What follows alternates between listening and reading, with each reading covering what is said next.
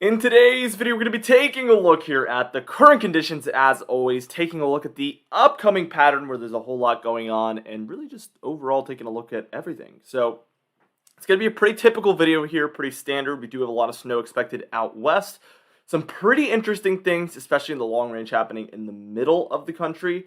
And then a few interesting things in the eastern United States. Although I will say the eastern United States is probably having the least interesting weather over the next 10 days. We'll talk more about that a little bit later on.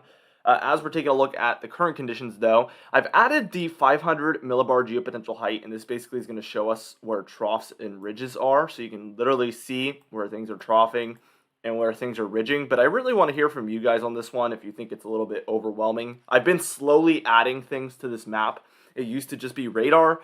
Then I added the fronts and the pressures. So we get the high pressure systems, the low pressure systems here as well. And now we're adding the 500 geopotential height. So please, please, please let me know if this is too much and what you would add, what you would subtract. I'd be happy to hear from you guys because ultimately it's all about you guys, and I'm just trying to give you guys exactly what you want to see. So let me know down below. We can see that there is some storminess there in the northwest.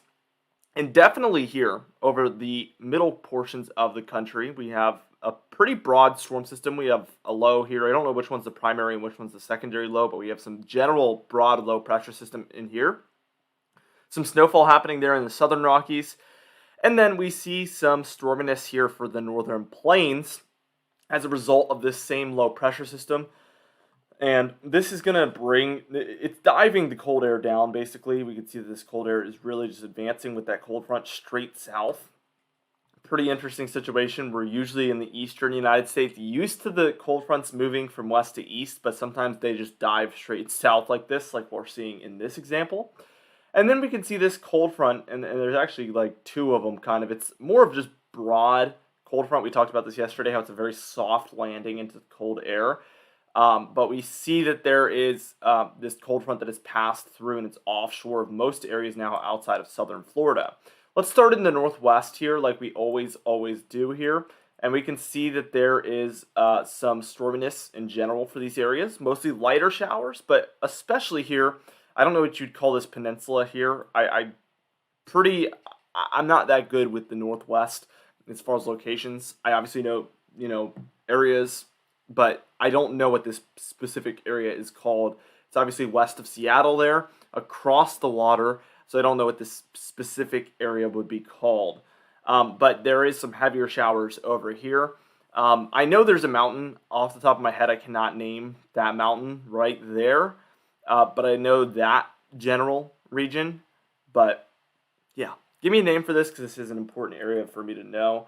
But definitely some heavier showers located there. And it's a pretty small area there that you can see is receiving storminess, pretty localized precipitation, I would say, when you look at the grand scheme of things. As we work our way further south, we can see where this low is. Again, I don't know which one's the primary and which one's the secondary low. Maybe this one's even, I don't know. There's three different areas of low pressure going on here, but maybe just some broad low pressure in general. We have some rainfall showers here south and east of the southern Rockies, but there in Colorado, we definitely are seeing some more moderate to heavy snowfall in some spots here. As you can see, especially when you reach just to the west of Denver, this mountain range right here seems to be getting the heaviest of the snowfall. Whites and even blues popping up, indicating very, very heavy snowfall. More like snowfall showers here to the east, or better yet, to the west of that region. Now, to the east of the low, we can see that there is a lot of storminess heading almost from south to north here in general. And a lot of this looks like thunderstorms, if not very heavy showers in here. There is some lighter pockets, especially when you head further north here near Minnesota and Iowa. We can see there's very persistent light greens around. So this is like a very widespread drizzle that's taking place. But definitely some heavier showers the further west you go and closer to the low pressure systems. Now, as we move to the eastern United States, there's not a lot happening onshore, but we can see that this cold front is officially offshore now. So when we take a look at the temperatures, I can actually put these on screen real quick. We will see that things are looking a little bit colder than they were yesterday. We did take a look at these yesterday, but we can see a lot of 40s and 30s happening further inland here. Near the coast here, we're seeing mostly 60s. But you can tell that this cold front is very, very soft because we're still seeing some of the warmer temperatures closer to the coast. I'm expecting things to cool down further as that cold front reaches further offshore. I think tomorrow morning is going to be a lot cooler than this morning, near the coast at least, that is. So what we're going to do is we're going to move on. We're going to see how all of this translates into the upcoming pattern. So we'll take a look at that, see how all this stuff moves around, and then we'll just take a look at from now through the next 10 days, basically like normal. Now here we are taking a look at the upcoming precipitation, and we can see that this whole storm system here, we can see for the northwest, is just going to kind of move down, and it's really going to dive down south. We'll see it continue diving and diving and diving all the way down to Texas, Louisiana, and Oklahoma and Arkansas there as well. We see some storminess rebuilding for the northwest is going to be a pretty common theme here over the coming days. When we're in this negative PNA pattern that we're stuck in, which basically just means typically cold air here for the western North America regions, there is just going to be frequent storms diving down. So we saw one, we see the second one moving in, although it doesn't really amount to much. We see the third one here, 998 millibar low pressure center there. And then really all this storminess, this is by Halloween day actually, so Monday, October 31st. We see a lot of this storminess has moved basically into this region and spread out. So we see the Ohio Valley, the Northeast, the Mid-Atlantic, the Southeast, all of these areas taken over by this stormier weather here on Halloween day. And as we reach into kind of the middle of that week, we see our next big snowstorm out west, taking over Washington, Oregon, California, Nevada, Utah, Colorado, Wyoming, Idaho, and Montana. So we're seeing a handful of states for sure seeing a lot of this snowfall. We see a lot of the low is located here over Wyoming. We see a secondary low up here for kind of the plains of Canada there. And we can clearly see a negative PNA here with a massive trough there over the western United States and the central United States, seeing a big ridge east of that storminess. And now what's interesting is all of that kind of starts to move eastward here by the time we're reaching that weekend. So this is Saturday, November 5th. We see a cold front really building in here. So definitely some colder air trying to advance here through these regions. We see probably storm number 4 or 5 by this point there for the northwest as well. And as time moves on, you can see we get a little bit more of an interesting setup here. I don't know if this is a warm front or a cold front. It's really hard to tell, but definitely a cold front underneath here. It could just be a cold front here with the warm air advancing, or at least a stationary front. This is always kind of a battle, a trench war, if you will, of these air masses, cold and warm air. And it really seems to be at a standstill in this particular region here. So only time will tell what ends up happening. This is the end of the model run, so unfortunately, we're kind of not going to get to see much more than this. But we do have another storm moving into the northwest, which will be storm number 5, I'm pretty sure. We can see that there is a lot of Arctic air here that looks primed to move in if this storm system can start to really move, this cold front can really advance. But we've seen this be kind of hard for these systems as of late, so only time will truly be able to tell if this will occur like this or not. Now, for the total precipitation through the next 10 days, if you're anywhere in the whites, we're expecting practically no precipitation there in the whites. Your grays will be 1/10 of an inch or less.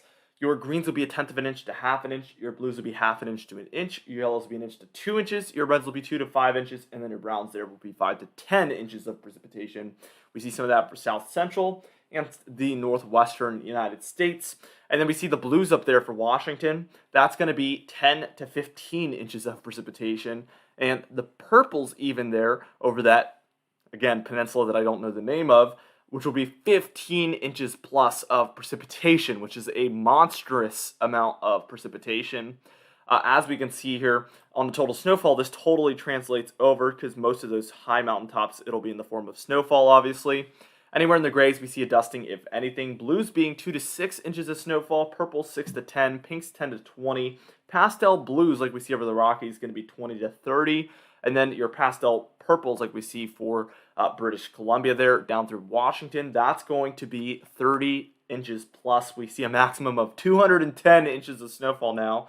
So it just continues to kind of increase every day. I'm underlining it there. So you can see the max somewhere, I'm guessing obviously in here, is going to be 210 inches of snowfall according to this European model. Definitely Very, very crazy to see. Now, as we take a look at the temperature pattern, we can see that this cold front has led towards some slightly below normal temperatures moving in. This is by this afternoon. We can see there's deeper cold out west where that true Arctic blast is located.